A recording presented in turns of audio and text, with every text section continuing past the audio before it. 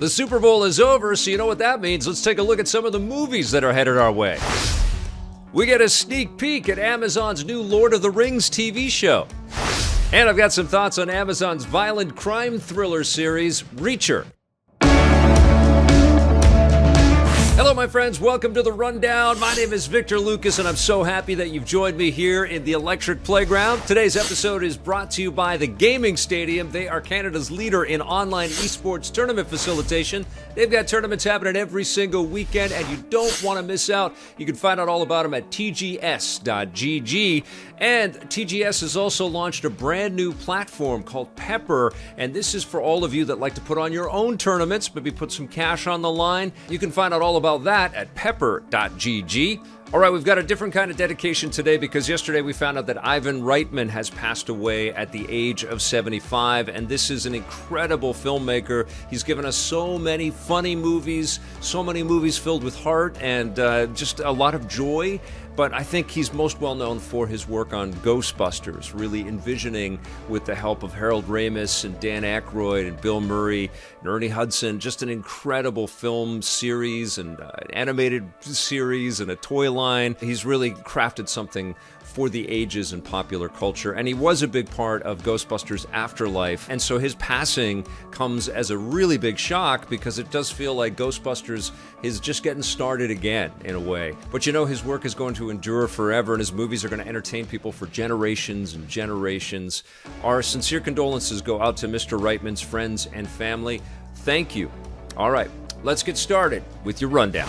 So you may have heard that the Super Bowl was yesterday. Congratulations to the LA Rams. But you know what? I didn't watch that. I did, however, watch a lot of the movie trailers that have been hitting in and around the Super Bowl, because it's funny, there's always something that comes up just before the Super Bowl launches. One of the big ones was this Warner Brothers The World Needs Heroes trailer, which is a minute-long sneak peek at 4 of the movies coming up from the DC universe. We've got the Batman, we've got Black Adam, we've got the Flash, and also Aquaman 2, and there's little snippets of details in there. We see The Rock in Black Adam's costume for the first time. We see Pierce Brosnan as Dr. Fate, which is just freaking fantastic. I loved hearing him as Dr. Fate, too. That was awesome. We hear Michael Keaton as Batman, asking the Flash why he's saving this universe, because he can travel through different universes.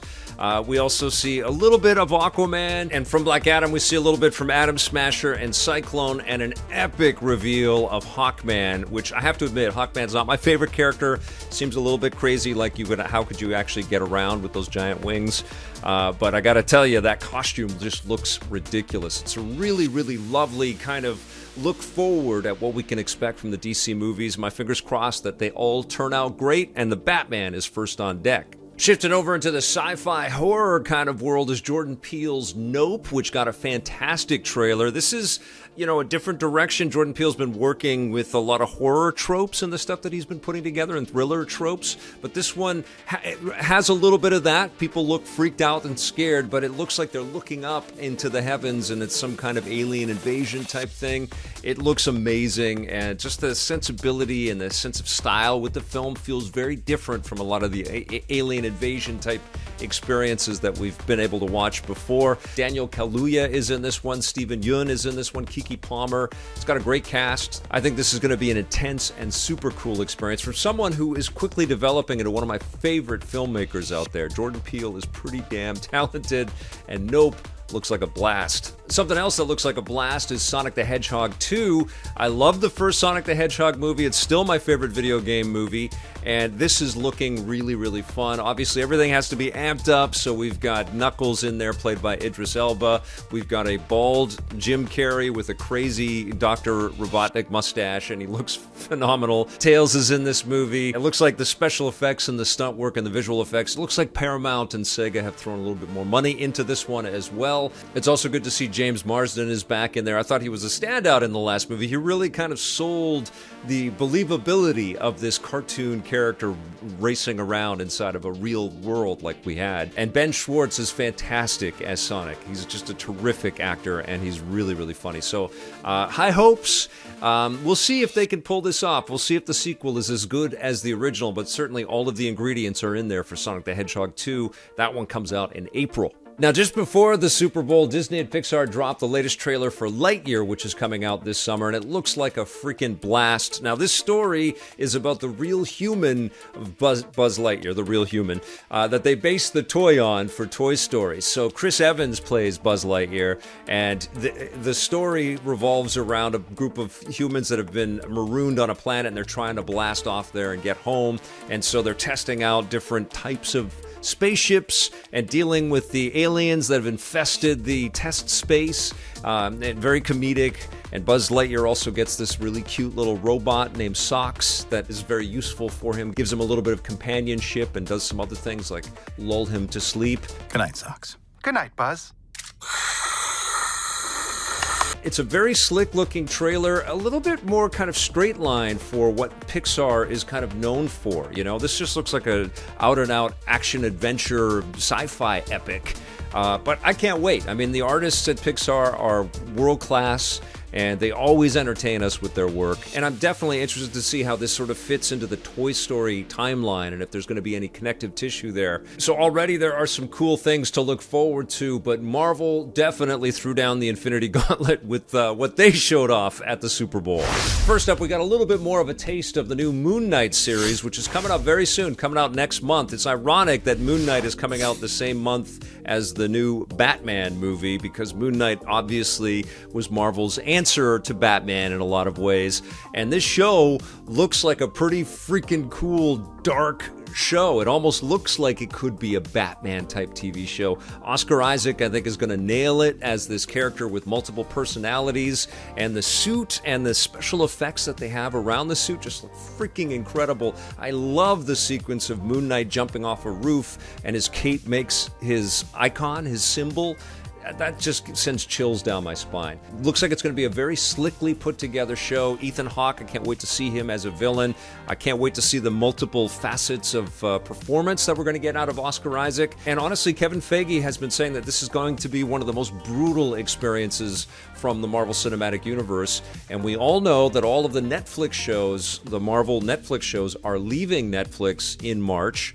And Daredevil is now back in the MCU, and Kingpin is now back in the MCU. And so if this brutal show, if Moon Knight turns out to be as brutal as Kevin Feige is promising, that certainly opens the door for, you know, the more street-oriented characters from the MCU to kind of make a comeback. So I wouldn't be surprised if we see a Daredevil, a Luke Cage, a Jessica Jones, a Punisher, maybe a Ghost Rider, maybe the Defenders start to make their way back into the MCU, but maybe on Disney Plus. Might be on Hulu, might be on Star in Canada, but it certainly feels like we're edging closer in that direction. Honestly, I cannot wait for Moon Knight. I hope it's amazing, because it certainly looks like it's going to be. But definitely the most exciting new trailer reveal from the Super Bowl has to be Doctor Strange in the Multiverse of Madness. This looks incredible. I wasn't that impressed with the trailer that played after Spider-Man No Way Home. It felt a little clumsy. It didn't feel as polished and as slick and as mind-bending as this new trailer does. And holy crap. Obviously, the big sort of tease that's in this trailer is Patrick Stewart returning potentially as Dr. Xavier from the X-Men.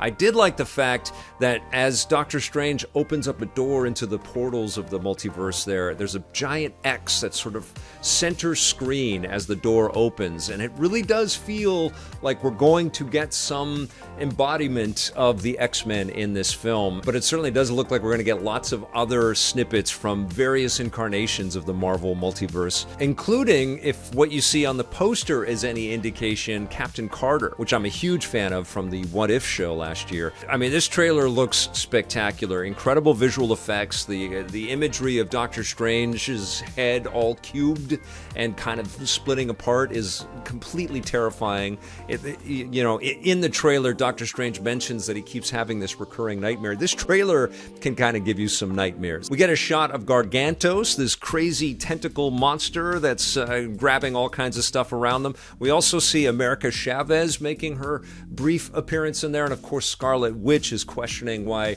Doctor Strange can do stuff in the multiverse and change things and still be conceived as a hero, but she can't. And so of course the door is open there for Scarlet Witch to be kind of a villain element in there, but who knows? It might be some of these other versions of Doctor Strange that we're seeing. I think we're going to have our minds just completely blown away by Doctor Strange in the Multiverse of Madness. I love that Sam Raimi is back in the fold directing this. It's really unbelievable considering all of the stuff that we just witnessed in Spider-Man No Way Home. I have to be honest, I wasn't as stoked for this movie after the trailer from No Way Home, but I really am now. It doesn't look like Marvel is pulling any punches or saving any dollars. This looks massive, it looks mega, and I think there's going to be surprise after surprise after surprise. I think the shocks and the successful shocks of Spider-Man No Way Home have opened the door, not just for Marvel, but obviously for DC as well, for this kind of coming together of all of this lore building that has existed in the Marvel Universe and the DC Universe. So, obviously it's going to be tapping into that nostalgic vein and keeping us entertained that way, but I think it's also going to be just super entertaining and fun. I think it's just going to be fun and trippy. Can't wait. That comes out in May. But it hasn't just been movies that have been caught up in the hype leading up to the Super Bowl. Amazon actually gave us a little sneak peek at their new Lord of the Rings TV show. With a budget that's supposed to be the largest ever in television history, the Lord of the Rings, The Rings of Power, is heading to Amazon Prime Video in September, and the Super Bowl was a great leaping off point for us to get our first look at some of the imagery for the show, which definitely does evoke some of the visuals that we saw in Peter Jackson's films, which is not a problem for me because those were iconic, and I think it's going to be very hard to match up to the majesty of those movies and the authenticity of those films. They were made with such craftsmanship and love, but the TV show does look freaking cool. Now, we're not going to know any of these characters unless we've read the books and know all of the Tolkien lore. This takes place well before the legends and the mythology that we saw in The Hobbit and the Lord of the Rings films from Peter Jackson. So it's brand new storytelling in Middle-earth, but we are going to see dwarves and we are going to see giant beasts and hobbits and other creatures and lots of magical effects